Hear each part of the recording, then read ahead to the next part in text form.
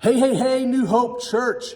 Pastor Jim coming at you with episode number 3 in our Soulcare series 2024, as my buddy Annette and I have been working through this topic of managing our anger.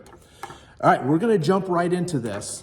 So let me just get going here. In our first 2 videos, we have studied about anger itself and how anger can affect us.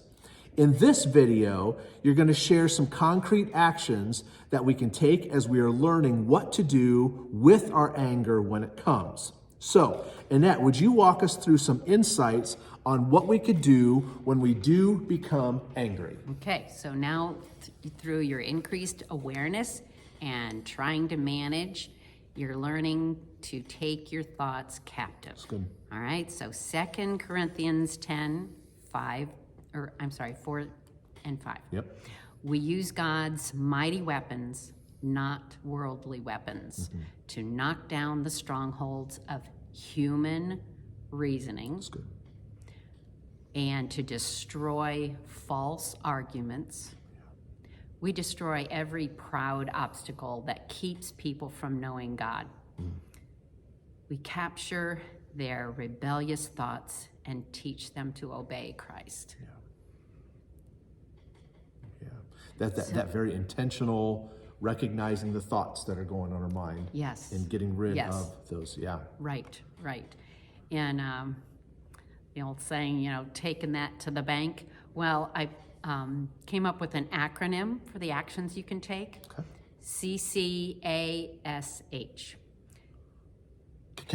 Cash. Yes. Cash it in. Take it to the bank. So confessing, first of all. Confess that you have this problem.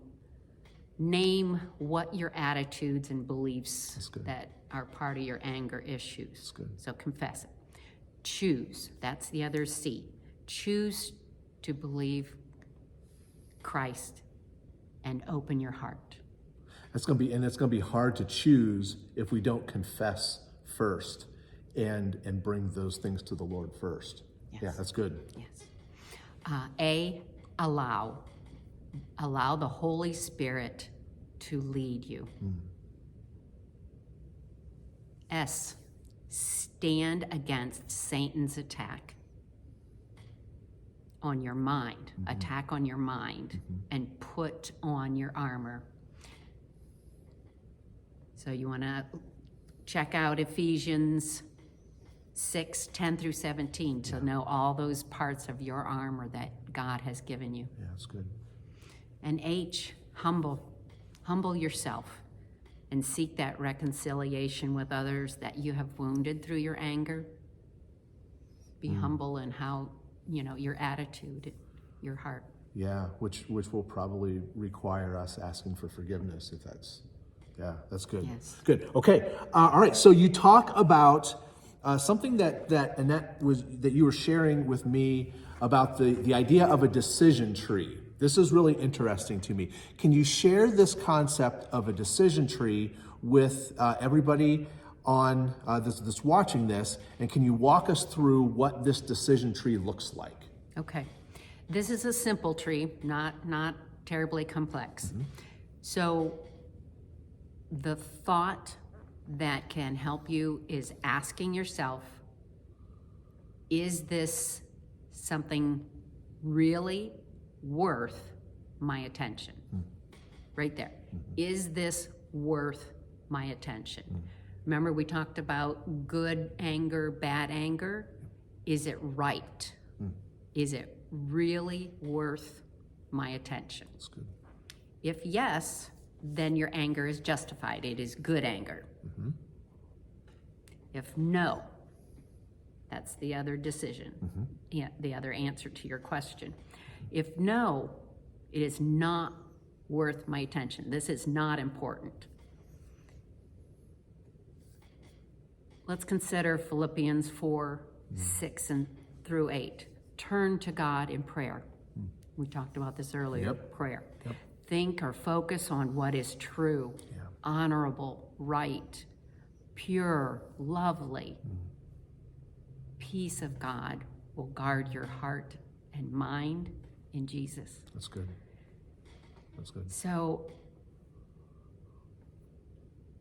if, going back to our decisions, if this was yes, and you were right, you were justified, this is something important, do I have the ability to address it, Yeah, to control the situation? that's good. And if you do, have that action being led by the Holy Spirit. Yeah. That is managing that good anger. That is Yeah. Yeah. awesome. Yeah. But again, if the answer was no, it's Nothing I can do not about good. it. Yeah. Practice those things, and God will, the God of peace will be with you. So being intentional. This is not easy. Yeah. Yeah. It's a life of habits that you've had, or Because temper can be a habit. Right. I get angry. I'm used to just snapping into yelling at somebody or cursing at somebody. And what you're saying is this action, if it's good anger, and if it leads me into some positive action, then even that positive action needs to come under the lordship of Jesus. yes. And serve him. Yeah, that's Yeah. good. Yeah. That's good. Okay, so moving on, is this something that a person who is already steaming mad could do? And if so, how could they do that?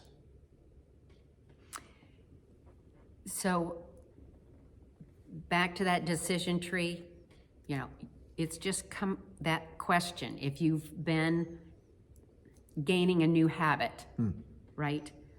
Old habits are hard to break, Yep. but if you are intentional and prepared, this is something that you're going to be able to pull out because you have been thinking about it. You've been intentional.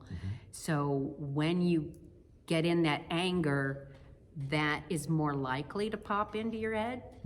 I'm going to quote Romans 12:21. Don't let evil conquer you, but conquer evil by doing good. Focusing on what's right and true. Yeah. And this is, you said it, Annette, this is hard. When we are trying to break a habit, it's hard. And it doesn't matter what the habit is. If it's something that has been outside of God's best for us, and if we've gotten into a process of just responding in ways that doesn't please God, it's going to take a while, and this is going to take practice. And I think the resources that you showed everyone last week, those are some really good resources for them to, for folks to get a hold of and familiarize themselves with. So if you did not get those, you need to get a hold of those. I'm sure that you could find some YouTube videos, maybe by Neil Anderson, or who's the other author? Wayne Mack. They probably got some YouTube videos that you could do some reading or some watching videos on those as well. So good stuff. Well, I think that was our last. Our last thing. So we're so grateful that for those of you who have been sticking with us through these last 3 weeks, and hope this has been really helpful for you. Big thank you to Annette for joining us in this, and we'll look forward to having more of my friends join us in these videos in the future. So everybody have a great rest of your week, and we shall see you all very soon.